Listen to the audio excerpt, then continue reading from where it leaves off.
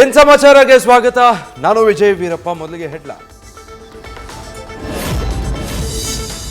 Iran ಅಧ್ಯಕ್ಷ ಇಬ್ರಾಹಿಂ ರೈಸಿ ಪ್ರಯಾಣಿಸ್ತಾ ಇದ್ದ helicopter ಪತನ. ರೈಸಿಗಾಗಿ ಭದ್ರತಾ ಪಡೆಯಿಂದ ನಿರಂತರ ಹುಡುಕಾಟ. ಹೆಲಿಕಾಪ್ಟರ್ ಪತನಕ್ಕೆ ಪ್ರಧಾನಿ ಮೋದಿ ಕಳವಳ.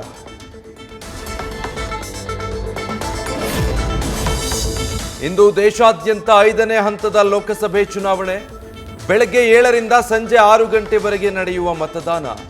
8 ರಾಜ್ಯದ 49 ಸ್ಥಾನಗಳಲ್ಲಿ 695 ಅಭ್ಯರ್ಥಿಗಳು ಸ್ಪರ್ಧೆ.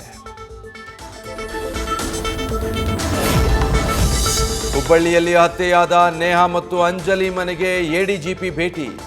ಕೇಸ್ ಬಗ್ಗೆ ಪಿನ್ ಟು ಪಿನ್ ಮಾಹಿತಿ ಪಡೆದ ಹಿತೇಂದ್ರ. ಅವಳಿ ನಗರದಲ್ಲಿ ಪೊಲೀಸ್ ಇಲಾಖೆ ಕೈಗೊಂಡ ಕ್ರಮಗಳ ಸಂಬಂಧ ಅಧಿಕಾರಿಗಳಿಗೆ ತರಾಟೆ. ಅಂಜಲಿ ಕುಟುಂಬಕ್ಕೆ ಸಾಂತ್ವನದ ಜೊತೆಗೆ ಪೊಲೀಸ್ ಇಲಾಖೆ ವಿರುದ್ಧ ಶಾಸಕ ಅರವಿಂದ್ ಬೆಲ್ಲದ್ ಕಿಡಿ. ದುಡ್ಡು ಕೊಟ್ಟು ಬರುವ ಪೊಲೀಸರು ಕ್ರಿಮಿನಲ್ಗಳಿಂದ ಹಣ ವಸೂಲಿ ಮಾಡ್ತಾರೆ. ತಾವೇ ಹೋಗಿ ಗಾಂಜಾ ಮಾರದೆ ಮಧ್ಯವರ್ತಿಗಳ ಮೂಲಕ ಕೆಲಸ ಮಾಡಿಸ್ತಾರೆ ಅಂತ ಆಕ್ರೋಶ.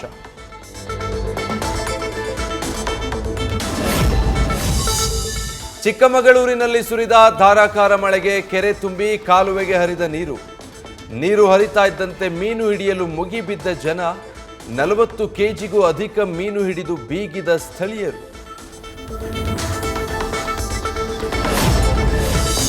ಚಿಕ್ಕಬಳ್ಳಾಪುರ ಜಿಲ್ಲೆಯಾದ್ಯಂತ ಬಿರುಗಾಳಿ ಸಹಿತ ಧಾರಾಕಾರ ಮಳೆ.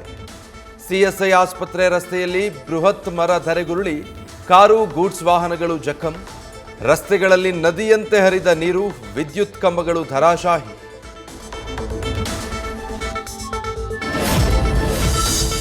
ಹಾಸನ ಜಿಲ್ಲೆಯ ಚನ್ನರಾಯಪಟ್ಟಣ ತಾಲೂಕಿನಲ್ಲೂ ವರುಣನ ಆರ್ಭಟ.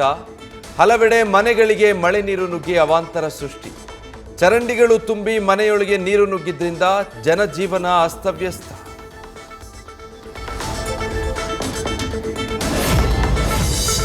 ರಾಜ್ಯದಲ್ಲಿ ಕಾಂಗ್ರೆಸ್ ಬಂದು 1 ವರ್ಷದ ಹಿನ್ನೆಲೆ. ಮಧ್ಯಾಹ್ನ 12 ಗಂಟೆಗೆ ಬಿಜೆಪಿ ಸುದ್ದಿಗೋಷ್ಠಿ. ಸರ್ಕಾರದ ವೈಫಲ್ಯಗಳ ಪಟ್ಟಿ ಮಾಡಿ ಚಾರ್ಜ್ ಶೀಟ್ ಬಿಡುಗಡೆ ಸಾಧ್ಯತೆ.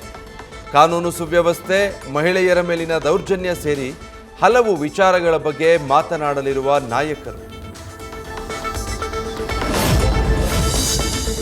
ಗುಟ್ಕಾ ವ್ಯಾಪಾರಿಗೆ ತರಾಟೆಗೆ ತೆಗೆದುಕೊಂಡ ಶಾಸಕ ಬೇಳೂರು ಗೋಪಾಲಕೃಷ್ಣ.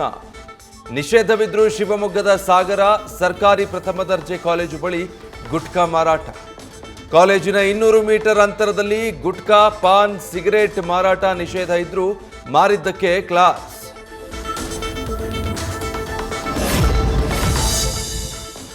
ತಡರಾತ್ರಿ ಬೆಂಗಳೂರಿನ ಎಲೆಕ್ಟ್ರಾನಿಕ್ ಸಿಟಿ ಬಳಿಯ ಫಾರ್ಮ್ ಹೌಸ್ನ ರೇವ್ ಪಾರ್ಟಿ ಮೇಲೆ ಸಿಸಿಬಿ ಪೊಲೀಸರ ದಾಳಿ. ರೇಡ್ ವೇಳೆ ಮಾದಕ ವಸ್ತು, ಎಂಡಿಎಂಎ ಮತ್ತು ಕೊಕೈನ್ ಪತ್ತೆ. ಪಾರ್ಟಿಯಲ್ಲಿ ಡಿಜೆಗಳು, ಮಾಡೆಲ್ಗಳು, ತೆಲುಗು ನಟಿಯರು ಹಾಗೂ ಟೆಕ್ಕಿಗಳು ಪತ್ತೆ. ಉಡುಪಿಯಲ್ಲಿ ತಾಯಿ ಸಾವಿನ ಬಗ್ಗೆಯೂ ಅರಿಯದೆ, ಅನ್ನ ನೀರಿಲ್ಲದೆ ಶವದ ಜೊತೆ 4 ದಿನ ಕಳೆದ ಬುದ್ಧಿಮಾಂದ್ಯ ಪುತ್ರಿ. ಅಕ್ಕಪಕ್ಕದವರು ಬಂದು ನೋಡಿದಾಗ ವಿಷಯ ಬೆಳಕಿಗೆ. ಸ್ಥಳೀಯರ ನೆರವಿನಿಂದ ಆಸ್ಪತ್ರೆಗೆ ದಾಖಲಿಸಿದ್ರು. ಕೊನೆಯುಸಿರೆಳೆದ ಪ್ರಗತಿ.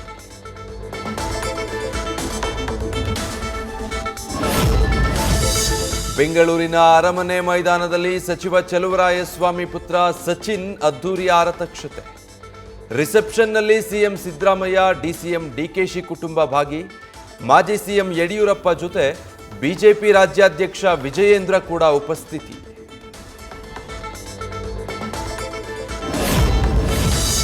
ಬಾಗಲಕೋಟೆ ಜಿಲ್ಲೆಯ ನದಿಗಳು ನೀರಿಲ್ಲದೆ ಖಾಲಿ. ಜೀವಜಲ ಇಲ್ಲದೆ ಆಹಾರ ಅರಸಿ ನಾಡಿಗೆ ಲಗ್ಗೆ ಇಡುತ್ತಿರುವ ಮೊಸಳೆಗಳು. ಜಮಖಂಡಿಯಲ್ಲಿ ಈಗಾಗಲೇ 2-3 ಕಡೆ ಮೊಸಳೆ ಹಿಡಿದ್ರೂ ಮುಗಿಯದ ರೈತರ ಆತಂಕ.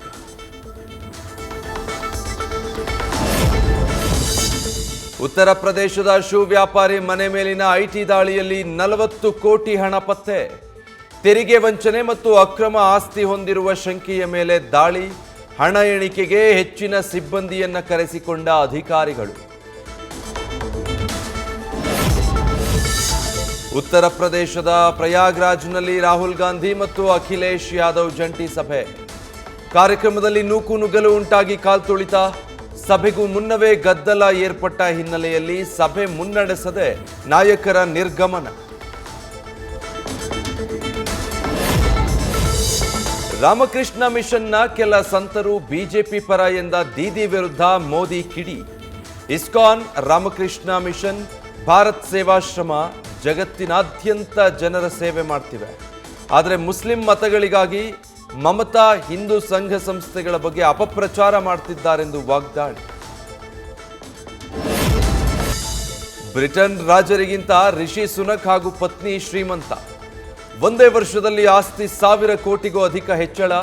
ರಿಷಿ ಸುನಕ್ ದಂಪತಿ ಸಂಪತ್ತು ಸುಮಾರು 6,900 ಕೋಟಿ ಇದ್ರೆ ರಾಜ ಚಾರ್ಲ್ಸ್ ಸಂಪತ್ತು 6,400 ಕೋಟಿ ರೂಪಾಯಿಗೆ ಏರಿಕೆ. 17ನೇ ಆವೃತ್ತಿಯ IPLನ ಕೊನೆಯ ಲೀಗ್ ಪಂದ್ಯ ಮಳೆಯಿಂದ ರದ್ದು. ರಾಜಸ್ಥಾನ್ ರಾಯಲ್ಸ್ ಮತ್ತು ಕೋಲ್ಕತಾ ನೈಟ್ ರೈಡರ್ಸ್ ತಂಡಗಳಿಗೆ ತಲಾ ಒಂದೊಂದು ಅಂಕ. ನಾಳೆ ಹೈದರಾಬಾದ್ ವರ್ಸಸ್ ಕೋಲ್ಕತಾ ನಡುವೆ ಮೊದಲ ಕ್ವಾಲಿಫೈಯರ್ ಮ್ಯಾಚ್. ಎಲಿಮಿನೇಟರ್ ಪಂದ್ಯದಲ್ಲಿ RCB ವರ್ಸಸ್ ರಾಜಸ್ಥಾನ್ ರಾಯಲ್ಸ್ ಮುಖಾಮುಖಿ. ಮೇ 22ಕ್ಕೆ ಅಹಮದಾಬಾದ್ನ ನರೇಂದ್ರ ಮೋದಿ ಕ್ರಿಕೆಟ್ ಸ್ಟೇಡಿಯಂನಲ್ಲಿ ನಡೆಯಲಿರೋ ಪಂದ್ಯ. ಚೊಚ್ಚಲ ಕಪ್ ಗೆಲ್ಲುವ ನಿರೀಕ್ಷೆಯಲ್ಲಿರುವ ಬೆಂಗಳೂರು. ನ್ಯೂಸ್ ಫಸ್ಟ್, ನಿರ್ಭೀತಿಯಿಂದ ನಿಮ್ಮ ಪರವಾಗಿ.